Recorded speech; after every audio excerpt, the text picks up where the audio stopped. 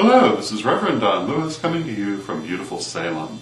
And tonight I wanted to revisit a subject that we discussed in one of our recent vlogs, and that is the animal die-offs that have accompanied the coming of the calendrical New Year. And there have been many theories that have been being put forth recently to account for these animal die-offs. The first one to make the news was the idea that a flock of birds had flown into a display of fireworks and been killed by this. And for one of the die-offs, that might make sense, but they've been followed by several others, not only in the United States, but around the world. So a fireworks display doesn't really seem to be a very sensible answer. Another answer that was suggested is that it could have to do with winter weather, unexpected changes in temperature, unexpectedly cold weather following warmer weather, that may have caused trauma to the birds and caused them to die basically from exposure to the elements, which could possibly make sense except that they're so widely dispersed, and some of these deaths are happening in places like South America, which are not in winter at the moment. Another explanation that's been suggested was that the birds who were part of the first die-off to hit the news may have flown into a hailstorm.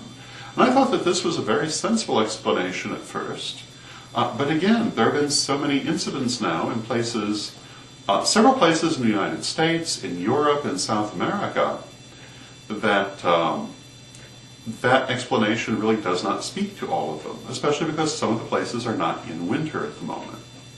Another theory recently put forward is that it has to do with the testing of biological weapons. Which is something which, of course, can neither be proven nor disproven, because no government that's testing them is going to admit they're doing so. However, the die-offs are so widely dispersed that, again, it couldn't just be one government doing it.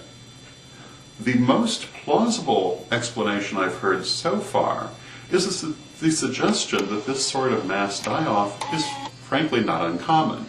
And to some extent, I'm fairly aware of that there are frequently occasions when a large number of birds or fish or other animals will die for one reason or another, and that it's certainly not unheard of. This does seem like an awful lot of them in a short period of time, but I suppose that could happen. However, what I want to say to that, and probably I suppose the main point I want to make, is that even if that is the case, and an animal die-off of this sort is not especially unusual, what makes it an omen is not the idea that it's so unusual, but rather its symbolic timing. Many omens are not omens because they're unusual occurrences, but rather because their timing has significance. For example, an omen that I like to follow sometimes is that when you see a spider in your home or place of business, the time of day at which you see it gives it various specific meanings. However, it's important to say that there's nothing really all that unusual in seeing a spider in your home or place of business. It's the time and the circumstances that make it an omen. For example, if you know there's a spider in your home or place of business, no matter when you see it, it's not going to be an omen, because you know it's there and you expect it. However, if you see it unexpectedly at a certain time, you can take an omen from it. Similarly, with something like an animal die-off, it isn't necessarily the idea that it never happens that makes it an omen. The fact of its happening on New Year's Day makes it significant. So this is a further commentary, I suppose, on omens, and I want to again say that magic, the supernatural, omens, etc., well, they're not supernatural at all. They're natural occurrences, because magic is a natural thing. We do it all the time. Rather than being supernatural, it's a matter of understanding that everything in life is magical, and understanding that everything in life has meaning.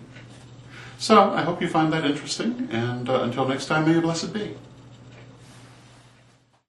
And don't forget our books, Witch School First, Second, and Third Degree, Ritual and Theory and Practice, and Living the Wiccan Life, available now at a bookstore near you, or get them direct from us at www.witchschoolstore.com.